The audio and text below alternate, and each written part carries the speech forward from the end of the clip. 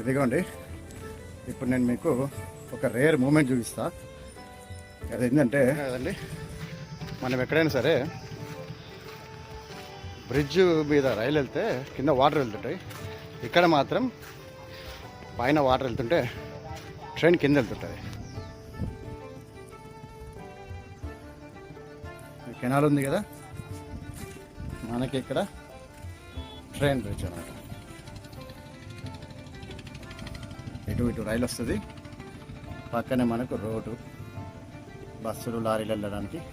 అదిగోండి, చూద్దాం ట్రైన్ ఏమైనా వస్తుందేమో. ఇక్కడ వాటర్ అవతలకి వెళ్ళి చూస్తా. అదిగోండి, చాలా దగ్గర మూమెంట్ ఇది. ఎందుకంటే వాటర్ పైన, ట్రైన్లు బస్సులు కింద. ఇదిగోండి, ఇటు సైడ్ ఇది రోడ్డు.